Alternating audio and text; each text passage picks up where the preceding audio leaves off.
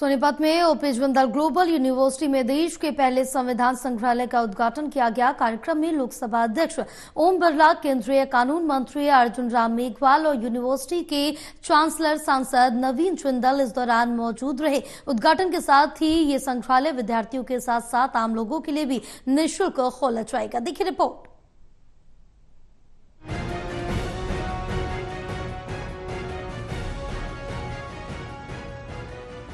सोनीपत में OP Jindal global university में देश के पहले संविधान संग्रहालय का उद्घाटन किया गया। कार्यक्रम में लोकसभा अध्यक्ष ओम बिरला, केंद्रीय कानून मंत्री अर्जुन राम मेघवाल और यूनिवर्सिटी के चांसलर सांसद नवीन जिंदल इस दौरान मौजूद रहे। केंद्रीय मंत्री अर्जुन सिंह मेघवाल ने संविधान संग्रहालय का उद्घाटन किया। इस दौरान उन्होंने संग्रहालय के साथ यूनिवर्सिटी का भी भ्रमण किया। केंद्रीय मंत्री ने कहा कि 75 साल पूरे हो रहे हैं। संविधान हमने 26 नवंबर 1949 में अडॉप्ट किया था और इसी दिशा में कदम बढ़ाते हुए सोनीपत की ओपी जिंदाल यूनिवर्सिटी में संविधान म्यूजियम के स्थापनाएं की गई और एक गार्डन भी बनाया गया, जहां पर भावी पीढ़ी प्रेरणा और सीख ले सकती है। देश के संविधान निर्माण में किन किन लोगों का योगदान था और संविधान के बारे में जानकारी तब जान जाएंगे तो श्रेष्ठ नागरिक की तरफ से आगे बढ़ेंगे।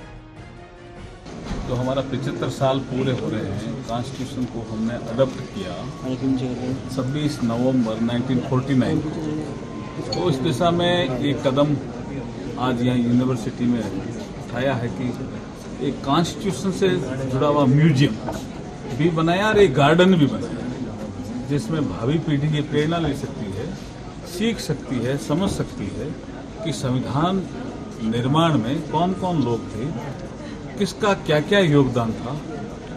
और ये जब संविधान के बारे में लोग जानेंगे, सीखेंगे, तो मुझे लगता है वो श्रेष्ठ नागरिक बनने की ओर तेजी से आगे बढ़ेंगे।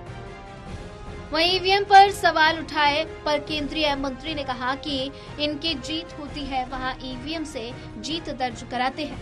विरोधी दल जब हार जाते हैं तो इलेक्शन कमीशन पर आरोप लगाते हैं। हारने के बाद कभी ईवीएम तो कभी बाहर जाकर इलेक्शन कमीशन पर आरोप लगाना ठीक नहीं है। इसके लिए बधाई जिंदाल ग्लोबल यूनिवर्सिटी को और नवीन जिंदल साहब को। दूसरा, आपने अभी प्रश्न किया, हम सुबह से यही हैं। कुछ चीज़ें समाचारों के माध्यम से मिली है, आपके माध्यम से मिली है। रुझान जो आ रहे हैं वो महाराष्ट्र में तो करीब करीब दिशा तय हो गई है कि भारतीय जनता पार्टी और उनके सहयोगी गठबंधन सरकार बनाएंगे। और झारखंड के रुझानों का थोड़ी देर बाद और हम आपसे बताएंगे। विश्वविद्यालय के कुलपति डॉक्टर सीआर राजकुमार ने बताया कि 26 नवंबर को संविधान दिवस के अवसर पर इसका विधिवत उद्घाटन समारोह आयोजित होगा। इस मौके पर प्रोफेसर और पूर्व राजदूत गोपाल कृष्ण गांधी की ओर से संविधान पर व्याख्यान दिया जाएगा। उन्होंने बताया कि संग्रहालय में मॉडर्न AI तकनीक का उपयोग किया गया है, जो संविधान से संबंधित जानकारी प्रदान करती है और ये संविधान निर्माता डॉक्टर भीमराव अंबेडकर का AI स्वरूप भी होगा। संग्रहालय में संविधान सभा के 300 सदस्य और उनके योगदान की जानकारी दी जाएगी।